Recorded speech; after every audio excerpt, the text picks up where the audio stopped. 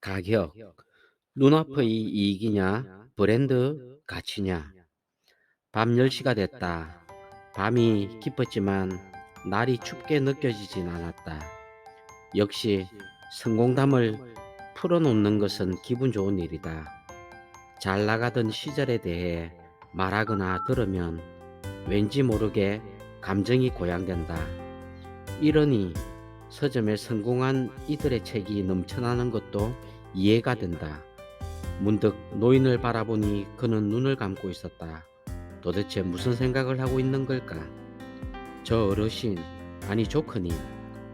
아, 미안. 깜빡 졸았네. 네? 나이가 들면 성공한 이야기는 지루해서. 그는 갑자기 시간을 확인하려는 듯 왼팔 소매를 걷었다. 벌이가 비약적으로 많아져서 자네들이 금전적으로 상당히 여유로워졌다. 그런데까지 들었어. 자네는 당시의 자네를 돌아보면 무슨 생각이 드나? 여러 가지 생각이 들지만 전반적으로 꽤 잘하고 있었다고 생각합니다. 그래, 내가 아까 사람의 본성은 돈을 가졌을 때 드러난다는 말을 했어. 지금까지 들은 바로는 자네의 좋은 면이 잘 나타났던 것 같아. 자네는 여유도 생겨 주변을 돌볼 수 있게 됐고 아주 바람직한 상태야. 돈을 가짐으로써 나타나는 장점은 자유롭게 할 수 있는 일이 늘어난다는 것, 그리고 여유가 생긴다는 거야. 여유가 생기면 사람은 냉정해지고 실수를 저지르지 않게 되지. 네, 옳으신 말씀입니다. 자네는 위험한 다리를 몇 번이나 건너면서도 주변 협력자들의 도움으로 잘 헤쳐나갔어. 하지만 문제는 거기서부터였던 것 아닌가? 네, 말씀하신 대로입니다.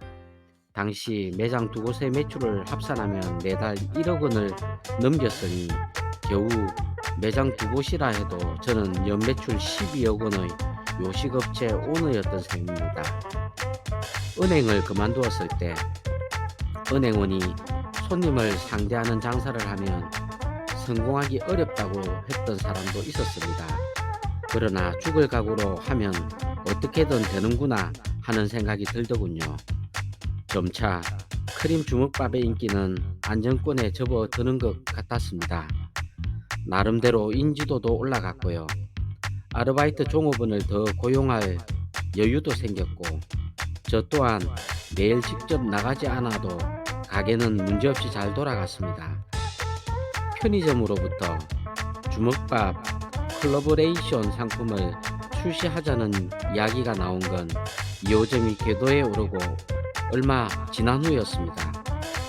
오타니가 한 대형 편의점 체인점에 먼저 그러한 제안을 했더니 상대 측에서도 꼭 하고 싶다며 두말 없이 답신을 보내왔다는 겁니다. 편의점 입장에서는 평판 좋은 주먹밥 가게의 특별한 주먹밥이라는 점이 신선하고 마음에 들었던 거겠죠.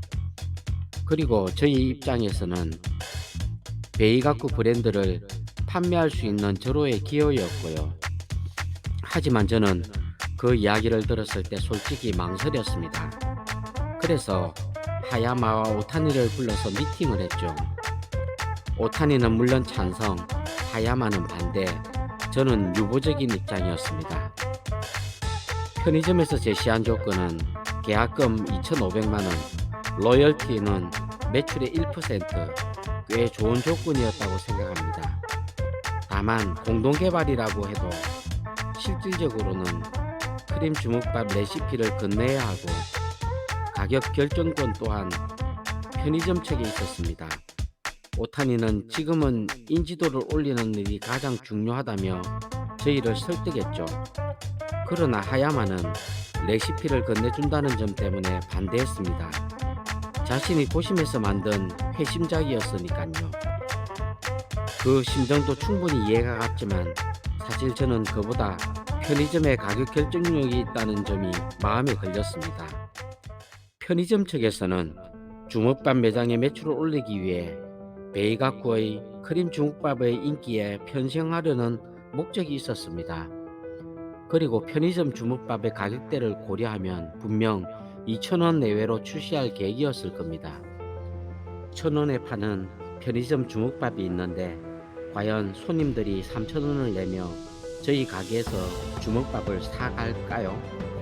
반면에 오타니가 찬성하는 것도 이해가 안 가는 건 아니었습니다. 아직 저희 주먹밥이 전국적으로는 지명도가 없었기 때문이죠. 만약 편의점 크림 주먹밥이 대박이 나면 단숨에 크림 주먹밥이 전국적으로 판매망을 갖게 되는 것도 불가능한 꿈은 아닐 겁니다. 다만 베이가쿠 브랜드에 얼마나 기여할지 그 효과까지 가늠할 수는 없었습니다. 저는 선택을 해야 했습니다. 그리고 고민 끝에 거절하기로 했습니다. 그것은 베이가쿠의 총 책임자로서 내린 결정이었나? 노인은 곧바로 나에게 질문을 던졌다. 네, 그 무렵에 저는 베이가쿠에 관련된 모든 사항을 결정하고 그에 따른 책임을 지고 있었습니다. 노인은 납득을 했는지 고개를 끄덕이더니 다시 내 이야기에 귀를 기울였다. 역시나 오타니는 내 의사는 존중하지만 왜 거절하는 거야 하고 물어보더군요.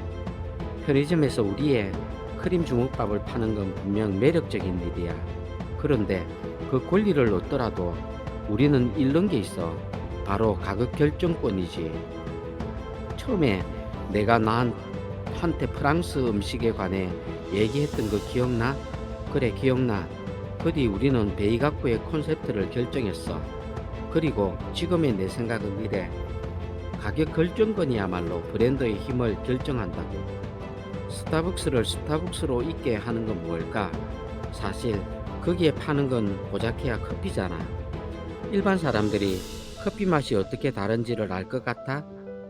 스타벅스와 다른 커피숍의 차이는 폭신한 쇼파도 아니고 편안한 가게 분위기도 아니야. 나는 바로 그 차이가 가격에서 나온다고 생각해.